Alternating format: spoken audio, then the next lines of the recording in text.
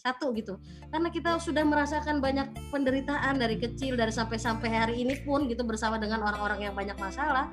Solusi untuk mereka melupakan masalah mereka kan dengan sharing happiness kan, berbagi kebahagiaan yang kita bisa, bahkan senyum kita aja bisa jadi setengah solusi kan untuk mereka gitu kan. Jadi makanya gimana caranya nih? Nah, ikon Siladet itu kita angkat waktu itu karena Siladet itu orangnya lucu banget gitu ya. Jadi kalau ketemu tuh udah ngomongnya apa adanya, suka senyum gitu ya.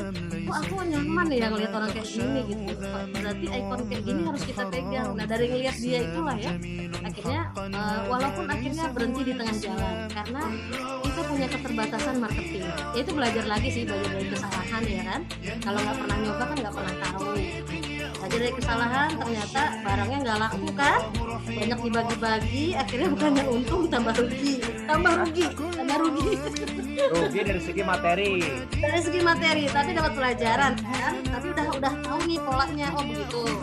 Akhirnya sekarang setelah gagal itu kita introspeksi diri lagi nih. Oh, apa yang salah? Aku harus belajar berarti dari guru bisnis. Belajarlah cari guru bisnis baru kan. Setelah belajar dari guru bisnis baru, kemudian aku lihat caranya, ilmunya aku serap, tapi aku nggak bisa ngikutin bisnis beliau gitu. Karena udah pengalaman, kita udah punya prinsip sekarang. Aku cuma pengen jadi diriku sendiri, gitu loh ya. Jadi artinya kita tahu nih, maksudnya pengalaman kita, cara kerja kita, sosial kita beda dengan sosial orang kan. Nah gitu ya, akhirnya mulai dengan berusaha jadi diri sendiri. Baru selesai belajar dengan guru bisnis tersebut, datanglah COVID-19. Praktek lapangan, jeng ya, langsung praktek. Berarti itu apa skenario Allah ya? Nah, pas praktek lapangan ternyata aku ini lagi udah menggebu-gebu nih, udah dikasih panduannya kalau mau jadi seorang CEO seperti apa gitu ya, bukunya jelas sekali. Beliau tuh belajar ilmunya tuh detail banget, kita diajarin sampai detail. Tapi tadi gitu, setelah aku lihat kondisi itu idealitanya, tapi realitanya Indonesia tuh sedang mengalami COVID kan. Kok kayaknya aku tuh nggak manusiawi banget gitu loh. Kalau aku memanfaatkan teman-teman untuk mengayakan diri aku sendiri gitu. Akhirnya mulai berpikir seperti itu. Kayaknya nggak gimana ya gitu, nggak manusiawi kalau akunya ya, karena aku orang sosial gitu. Akhirnya mulailah minta petunjuk Allah. Kita buatlah akhirnya Happy Charity namanya. Happy Charity artinya berpegang kepada sebuah hadis ya, man yassara ala mu'sirin man nafasa an mu'minin kurbatan min kurabi dunya nafasallahu anhu kurbatan min kurabi yaumil qiyamah.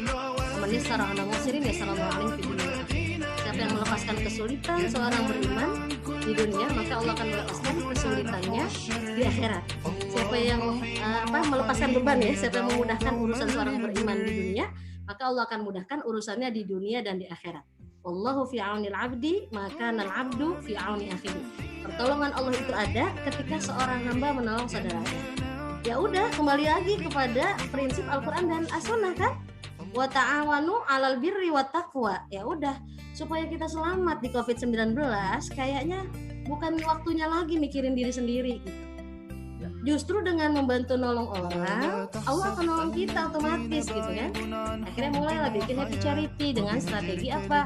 Strateginya mereka yang punya produk, kita kenali produknya apa, kita jadikanlah sponsor, padahal yang beli kita juga Ustadz. Gitu ya, ada juga yang kayak gitu, yang memang dia nggak bisa ngasih, tapi kita beli terus kita jadikan sponsor. Ya tadi pokoknya gimana caranya dia bisa naik produknya gitu. Tapi kalau yang bisa ngasih, alhamdulillah. Tapi kalau yang nggak bisa, kita beli gitu. Kita beli dengan cara cari donaturnya. Dari donatur itu kita beli produknya, kita kasih deh sponsor, dipasang di mejanya Ustadz gitu, kayak gitu. Kayak gitu aja sampai sekarang. Itu ketika COVID ya, sampai akhirnya. Tapi kan keberhasilan amal itu bukan sekali jeder selesai gitu kan. Kan katanya apa? Ahabul a'mali indallahi adwamuhu wa in qalla ya. Jadi amal yang paling dicintai Allah adalah yang sedikit tapi konsisten gitu. Ini lagi-lagi sih memang Masya Allah di COVID ini kemudian kita langsung kilas balik lah ke Al-Quran dan As-Sunnah lah, buku panduan yang paling oke gitu kan. Betul banget gitu. Jadi kita dengan men-challenge diri kita kayak gini Senin Kamis, kita jadi berpikir nih, gimana caranya nih biar ada sponsornya gitu kan, gimana caranya biar ada charity-nya, tapi kita menikmati kecilnya kita gitu loh. Kalau besar itu kan yang diakses kemudahan ya kan, Jadi nggak ada challenge gitu kan. Kalau orang punya misalnya lembaga yang memang duitnya udah banyak, udah nggak ada challenge ya kalau menurut aku ya, karena aku suka challenge kan. Dengan yang kecil ini kita jadi mikir ini jadi melobi siapa lagi, belajar melobi kan, melobi siapa lagi nih, menawarkan ke siapa lagi nih. Jadi mikir nih kalau udah selesai Senin udah rasanya kayaknya plong gitu ya, istirahatnya sampai Selasa sampai Rabu bikin produk lagi kayak gitu Ustaz. Jadi mau nggak mau kita menciptakan kondisi supaya kita tuh berpikir gitu dalam kondisi yang mepet gitu. Kita sengaja cipta kondisi mepet biar otak kita tuh mikirnya maksimal gitu lah, biar karyanya maksimal. Gak capek tuh. Nggak capek ngomongnya. Nggak capek apa? Bukan tadi kan mikirin buat Senin. Senin lewat istirahat. Rebo datang lagi buat Kemis. Istirahat lagi. Datang lagi. Itu begitu gak capek tuh. Enggak, karena kita punya goal yang besar ya. Kita punya satu goal yang belum tercapai, pengen sama-sama umroh berjamaah. Dari dulu sih memang aku nggak interest namanya umroh sendiri. Pengennya umroh tuh satu pesawat dengan teman-teman yang kenal, keluarga besar, itu enak banget pasti kan.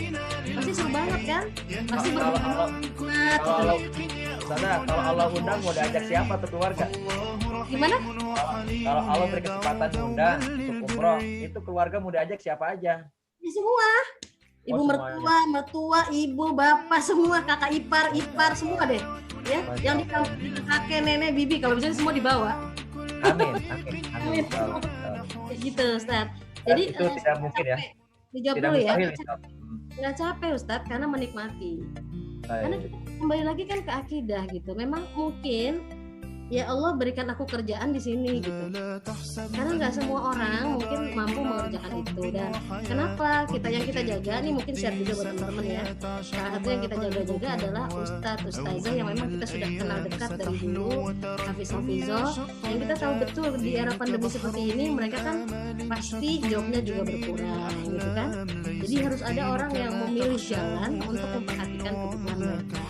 Karena aku pribadi kan punya anak 3 laki-laki semua gitu.